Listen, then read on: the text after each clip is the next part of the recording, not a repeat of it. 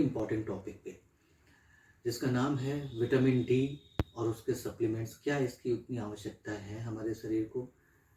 वास्तव में क्या हुआ, कल मैंने एक न्यूज़ पढ़ी जिसमें ये लिखा हुआ था कि एक व्यक्ति की विटामिन डी की ओवरडोज की वजह से मृत्यु हो गई। विटामिन डी के सप्लीमेंट्स की ओवरडोज की वजह से मृत्यु हो गई। आजकल के समय में खास तौर पे हम देख रहे हैं महानगरों के जीवन में लोगों की जीवन शैली इस प्रकार से हो गई है कि उन्हें अपने खाने पीने की चीज़ों में लगता है कि कहीं ना कहीं बहुत सारी कमियां हैं, और हमारे शरीर में जो कमी है उसको दूर करने के लिए हमारे लिए ये आवश्यक है कि हम ढेर सारे सप्लीमेंट्स का यूज़ करें। पर अब उसके लिए वो क्या करते हैं, ढेर सारे वीडियोस देखते हैं और जो उनका सुपरफिशियल नॉलेज है उसके कारण अपना बहुत सारा नुकसान भी कर जाते हैं। ये ठीक है कि हमें कुछ केसेस में, कुछ कंडीशंस में विटामिन डी या ऐसे दूसरे विटामिन्स की, मिनरल्स की हमारे शरीर को आवश्यकता होती है, हमें लेना भी चाहिए। किंतु ये हमेशा डॉक्टर के परामर्श या सलाह के बाद ही लेना चाहिए। जैसा कि इस केस में देखा गया कि व्यक्ति ने विटामिन डी के सप्लीमेंट्स एक्सेस लिए और वो कॉज किया उनकी डेथ का।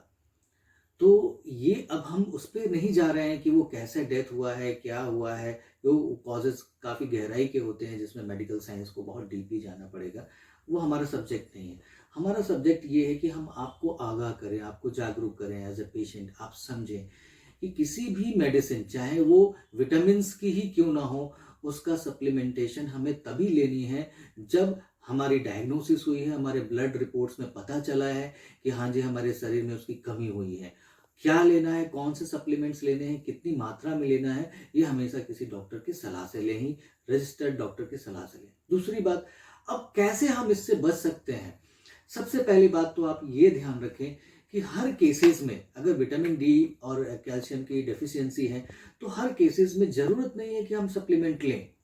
आप मार्केटिंग से बचें, क्योंकि इन सब चीज़ों की इतनी मार्केटिंग की गई है आज के समय में कि हर व्यक्ति को ये लगने लगा है कि उसे सप्लीमेंट की ज़रूरत है।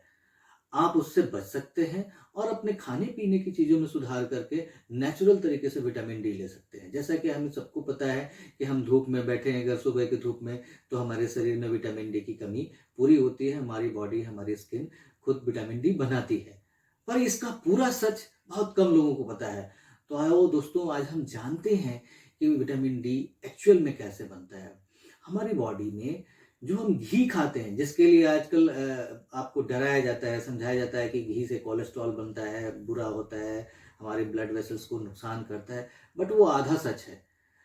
हमारे लिए कोलेस्ट्रॉल बहुत ज़रूरी है, और ख़ास तौर पे जो गाय का घी हम खाते हैं उसको खाने की आदत डालिए। कहीं से आप व्यवस्था करिए शुद्ध गाय के घी की, क्योंकि उसके अंदर जो कोलेस्ट्रॉल होते हैं वो सारे ही खराब नहीं होते हैं।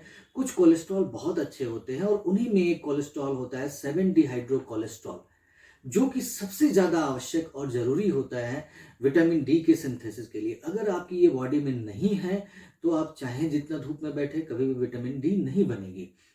जब हमारे शरीर में 7 डिहाइड्रो कोलेस्ट्रॉल उपलब्ध होता है खाने पीने के इन साधनों के माध्यम से, और हम सुबह के समय की धूप में, खास तौर पे जब सूर्योदय होता है तब से लेके 9 साढ़े 9 बजे तक की धूप में, जब अपने स्किन का ऊपर का हिस्सा काफ़ी हद तक एक्सपोज करके धूप में बैठते हैं, खास तौर पे पीठ का हिस्सा और बाकी हाथ और पैर के हिस्सों में, तो जब सन की डायरेक्ट रेज हमारी बॉडी पे पड़ती है तो 7 डिहाइड्रो कोलेस्ट्रॉल से एक्ट करके और फिर हमारी बॉडी, हमारी स्किन विटामिन डी का सिंथेसिस करती है, संश्लेषण करती है या मैन्युफैक्चर करती है।